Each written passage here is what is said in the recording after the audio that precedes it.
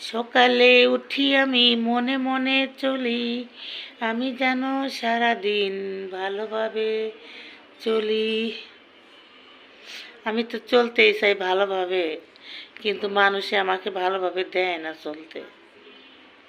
আমি চাই যে আমি ভালোভাবে চলবো, ভালোভাবে থাকবো, কিন্তু মানুষে আমারে দেয় না থাকতে।